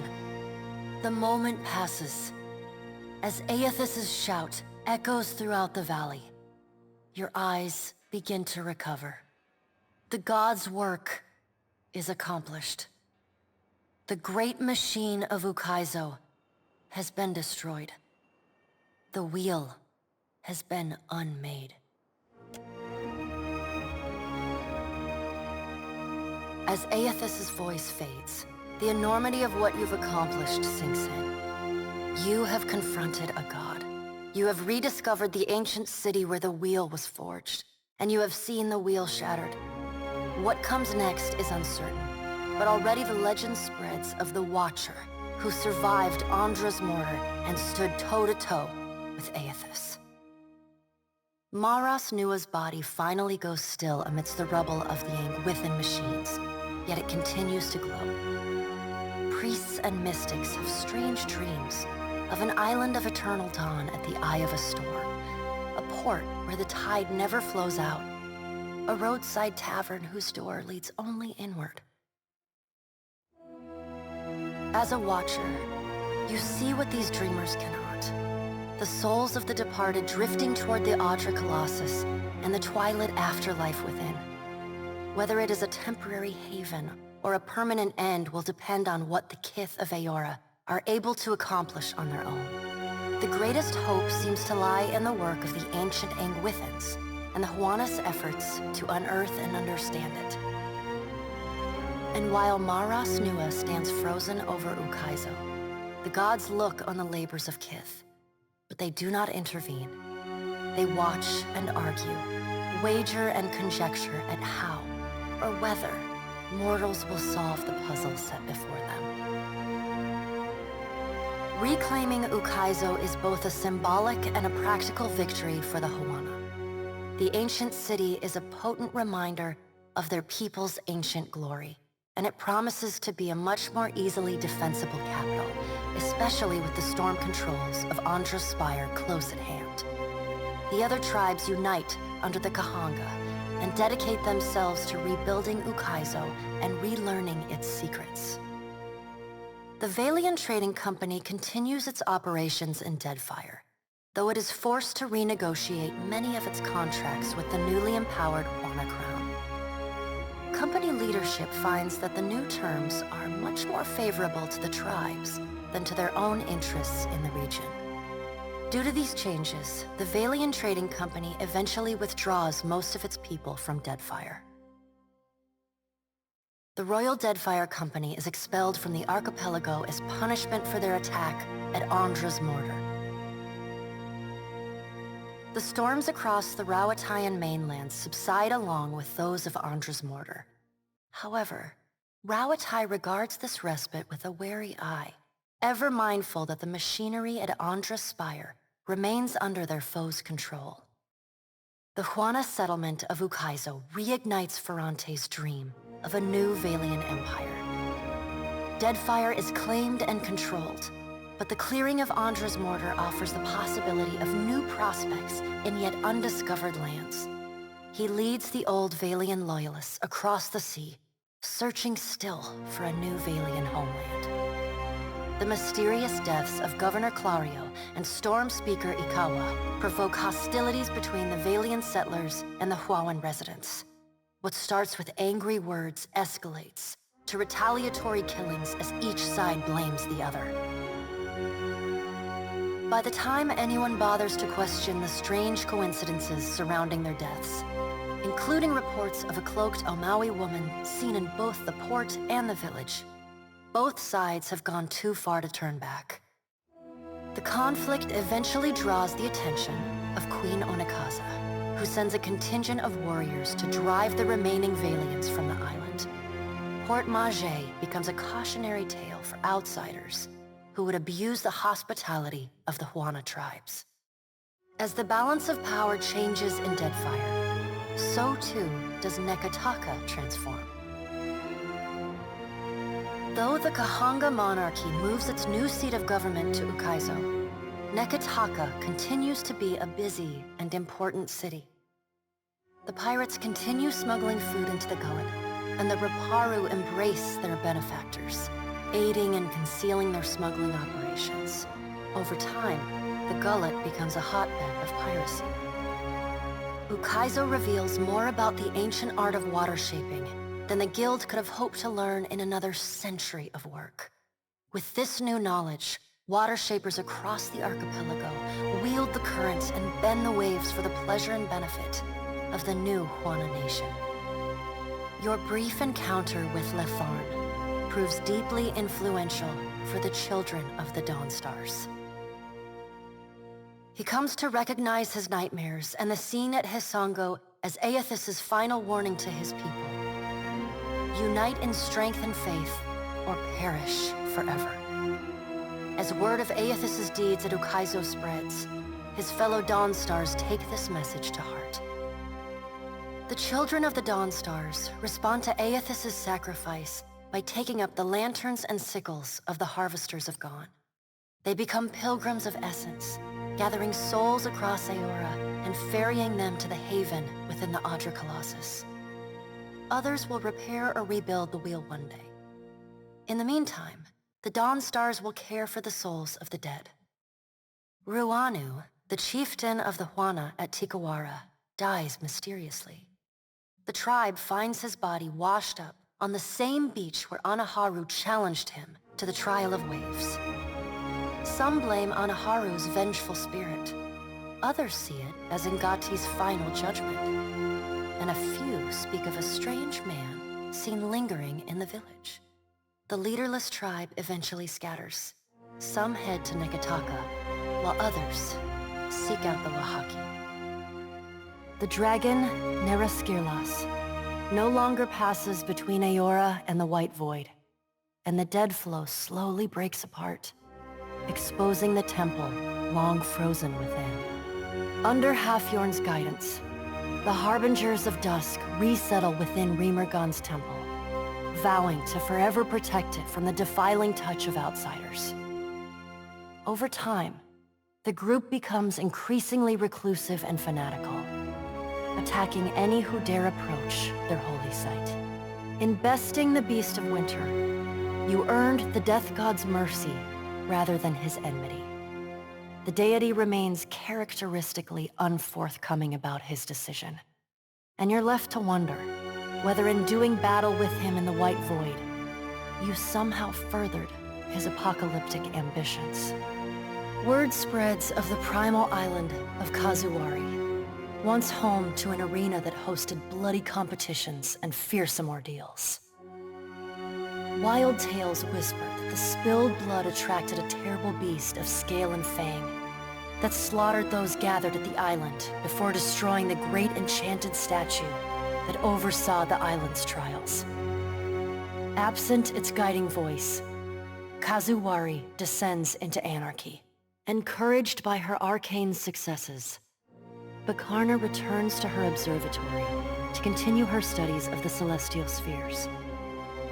In time, her colleagues in the Circle of Archmagi come to accept her among their number. She takes on apprentices, and they trumpet her praises as both a brilliant innovator and nurturing pedagogue.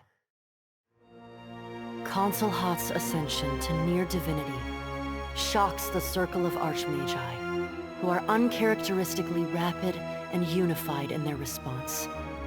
Immediate and violent censure of the Lich. Consul Hoth's titanic form weathers the magical attack, however, before disappearing into the depths of the Deadfire. He likely lurks in the deepest darkness of Andra's realm, plotting, scheming, and awaiting a time he might rise again to reclaim his rightful authority. The Oracle of Wal continues to use the God Seed to develop and twist the titanic form of Wal, and not even the Archmages above know the full extent to which its sprawling tendrils infect the Black Isles. Though your adventures alter the destiny of Aora and the balance of power in Deadfire, they also leave a lasting mark on those who travel at your side. Adair returns to Hisongo, where he reunites with Byrne, the son of his former lover, Alava.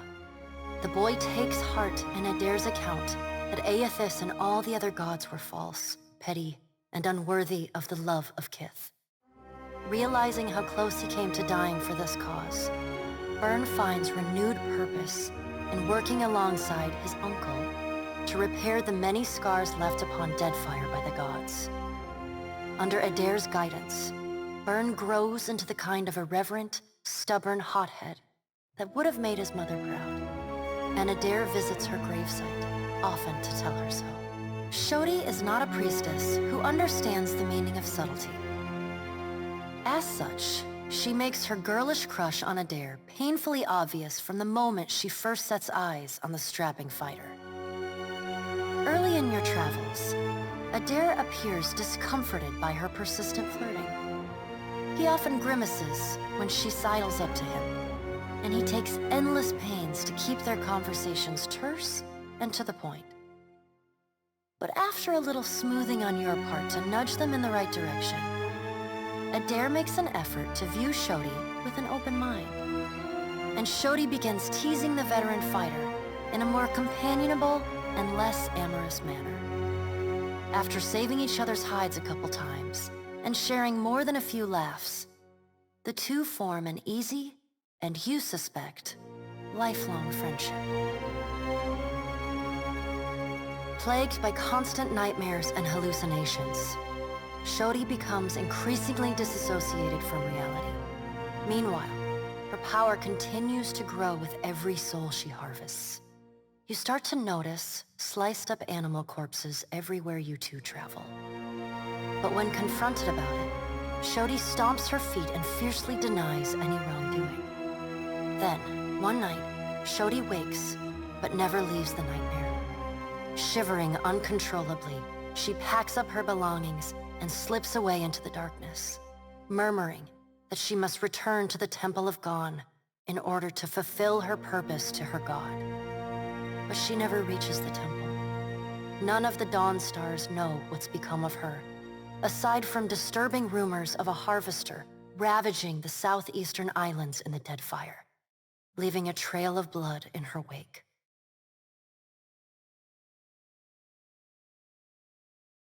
Though the two of you no longer travel together, Shodi holds fast to the memory of you in her heart, remaining your fierce and doting girlfriend, faithful even in her absence. You receive a missive for every day apart, though they often arrive in a single bundle some weeks or months past.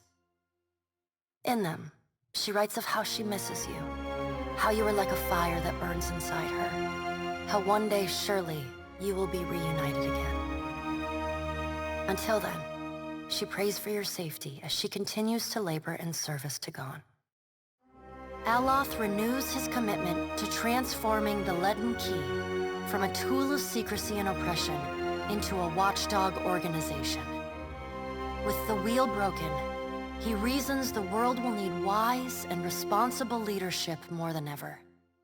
It is a lofty goal, and one he does not expect to finish in his lifetime. But if there's one thing he's learned from the Watcher, it's that a single person can change the world. You let Rimaro go, and the former pirate ostensibly set sail for the trade lanes of the Eastern Reach, the Edier Empire, Old Valia, and the Republics. For the remainder of your time together, Seraphon seems, if not exactly happy, at least contented with the outcome of your confrontation with his former mentor at Sayuka. And yet, when the two of you part, Seraphon seems emboldened, invigorated by a new sense of purpose. He buys you a drink, toasts to the Deadfire, says let's see if we can make something worth a shit out of what's left of these Principe swabs, and sets sail the next morning. In the years to follow, rumors occasionally reach you of the Blue Orlan pirate of the Deadfire, a privateer captain as keen to free slaves or fight for an influence as he is to plunder and pillage.